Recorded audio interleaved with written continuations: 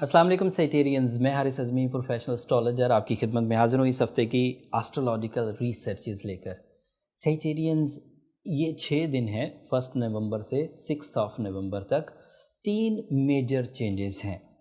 इन 3 major changes का आपकी ज़ात पर इम्पैक्ट बड़ा गहरा आने वाला है। कुछ चीज़ें अच्छी हैं, लेकिन कुछ चीज़ें ऐसी हैं जो फ़िलहाल संभल कर चलने की ज़रूरत है। आपके यहाँ सन एंड मार्स पहले ही 12th एंगल पर चल रहे हैं।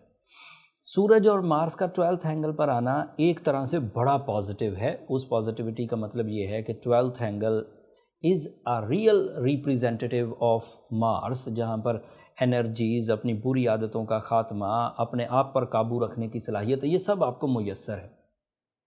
लेकिन 12th एंगल मटीरियल एडवांटेजेस नहीं दिया करता। इससे जितने भी एडवांटेजेस होते हैं वो ज़्यादातर नॉन मटीरियल होते हैं। जैसे आप अपनी बुज़दिली पर काबू पा सकते हैं, आप कंपटीशंस को विन करने के लिए जिस हिम्मत की ज़रूरत होती है वो हासिल कर सकते हैं, आप अपोजिशन को रिपेल कर सकते हैं, आप अपनी एनिमीज़ की चालों को समझ सकते हैं, आप अपने अंदर चेंजेस ला सकते हैं। मतलब ये सब नॉन मटीरियल चेंजेस हैं। नॉन मटीरियल चेंजेस से अगर आप मटीरियल एडवांटेजेस ले लें तो credit goes to your efforts. मतलब आप कॉन्फिडेंट थे, कॉन्फिडेंट होते हुए आपने रिस्क लिया, वो क्रेडिट आपको जाएगा, आपने रिस्क लिया। बट इससे लक या टाइम बिहेवियर आपके लिए फुली सपोर्ट नहीं करता। अब इतनी तमहीद बांध के मुझे ये बयान करना था कि अब मरकरी भी आपके 11th एंगल से निकलकर 12th एंगल पर आ जाएगा 5th नवंबर को। बाई रूल्स अगर मरकरी भी 12वें घर में आएगा तो वहाँ पर प्रॉब्लमेटिक हो जाएगा, कमज़ोर हो जाएगा। लेकिन इन ग्रुप ऑफ 3 बिग प्लैनेट्स की वजह से एक दूसरे की मदद होती रहेगी। जहाँ बहुत ज़्यादा इरादों में कमज़ोरी आनी थी वो सूरज कवर कर जाएगा, जहाँ बहुत ज़्यादा सेहत में कमज़ोरी आनी थी वो मार्स कवर कर जाएगा, जहाँ बहुत ज़्यादा कैलकुलेशन वीक एंड लथार्जिक होनी थी वहाँ मरकरी कवर कर जाएगा। तो एक दूसरे का सहारा बनकर ये साइड भी अब आपकी पॉजिटिव हो जाएगी। तीसरी चीज़ जो मुझे बयान करनी है इस वीडियो में वो वीनस की पोजीशन है। वीनस आपके यहाँ 2nd एंगल पर आ जाएगा 5th नवंबर को। This is big news, positive, affective and pleasant. Venus एक ऐसा प्लैनेट है जिसके जो जनरल एडवांटेजेस हैं, जो पूरे सोलर सिस्टम को मिलते हैं, वो है love life, romance, attachments, relationship desire, union की डिज़ायर, इत्तफाक पैदा होगा, बरकत पैदा होगी, रीयूनियन, जो नाराज़ लोग हैं उन्हें वापस लाने का दिल करेगा, ब्यूटी लविंग नेचर, ये सब उसके जनरल एडवांटेजेस। वीनस जब भी अच्छा हुआ ऐसा ही हुआ करता है। बट सैजिटेरियंस के लिए वीनस जब भी अच्छा हो वो उनकी हेल्थ को स्ट्रेंथन करता है। ये उनके असल में 6th हाउस का रिप्रेजेंटेटिव है। ये उनके सडन गेन्स के चांसेस बढ़ा देता है। अचानक बड़े फवाद, अचानक बड़ी गेट टुगेदर्स, अचानक बड़ी कमिटमेंट्स, बड़ी डील्स, ट्रैवलिंग सेक्टर को इन्हेंस कर देता है। ऐसी अटैचमेंट्स प्रोड्यूस होती हैं जिन्हें हम सोल अटैचमेंट्स कह सकते हैं।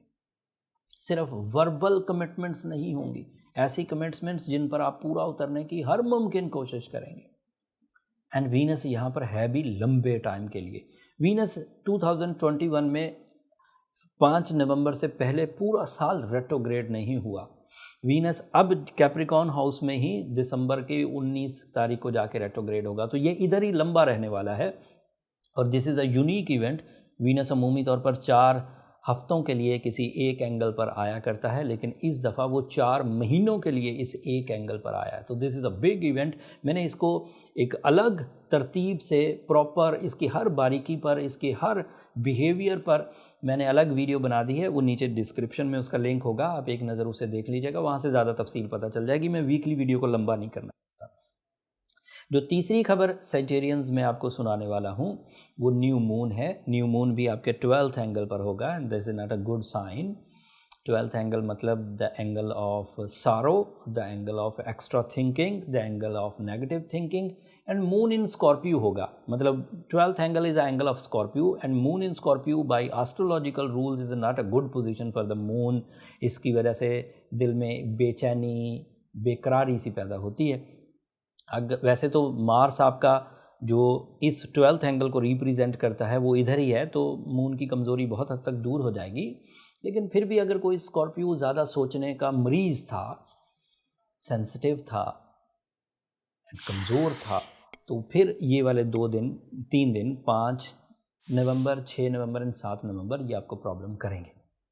तो इनको ओवरकम कर लीजिए। ओवरकम करने के लिए आपने ऑलरेडी सूरह शम्स पढ़ रखी होगी, सूरह यासीन की सेकंड लास्ट आयत को डेली कंसीडर करते ही होंगे। एज आ सेजिटेरियन आपने ब्लू सफ़ायर पहना ही होगा। अगर ये चीज़ें आपने ऑलरेडी कर रखी हैं तो चीज़ें ठीक ही रहेंगी। बट अगर ये सब चीज़ें कर लेने के बावजूद उलझन बाकी है तो फिर आपको अपनी पर्सनल डायग्नोसिस की तरफ जाना चाहिए। पर्सनल डायग्नोसिस के लिए नंबर नीचे चलते रहते हैं, आप उन पर रब्ता करके अपने लिए अपनी ज़ाती नौयत के इश्यूज़ को डिस्कस करने का टाइम ले सकते हैं। बट सेजिटेरियन वो फ्री फोरम नहीं है। होपफुली आप इस बात को अंडरस्टैंड करेंगे। जो प्लानिटरी सेटअप इस वक्त बना हुआ है, इसमें जो जो शोबे ज़िंदगी के इन्हांस हो सकते हैं एंड जो जो लोग इससे फ़ायदा उठा सकते हैं, मैं उसको छोटे से 2 लाइनों में बयान करके फिर बात को ख़त्म करते हैं। स्टूडेंट्स को अभी मोहतात तरीके से चलना होगा। अगर कोई सेजिटेरियन खिलाड़ी है उसे भी अभी एहतियात बरतनी होगी। इन्वेस्टमेंट के लिए ये टाइम अच्छा है, specially in property and stock exchange. Venus की पोजीशन लव लाइफ को बहुत इस्तेहकाम दे रही है, ट्रैवलिंग को बहुत इस्तेहकाम दे रही है। वो साइड आपके लिए बहुत खुली है, वो कुछ भी कर लें, मर्द हों ख़वातीन हों, रिलेशनशिप के लिए प्रपोज़ करना चाहें, लाइफ पार्टनरशिप सेरेमनीज़ करना चाहें, निकाह मंगनी का इवेंट रखना चाहें, सब कर सकते हैं। Saturn and Jupiter are in good position सभी सेजिटेरियंस के लिए एंड ये लॉन्ग टर्म सपोर्ट है। इसकी वजह से अचानक बड़ी डील्स बनना भी पॉसिबल हो सकेगा। अब हर बंदा अपने ज़र्फ़ के मुताबिक, अपनी एबिलिटीज़ के मुताबिक प्लान करके इस गोल्डन टाइम को कैश करे। ये अल्लाह ताला की नेमतों में से एक है। दिन का तुलू होना एक टाइम बिहेवियर है, अल्लाह ताला की नेमत है।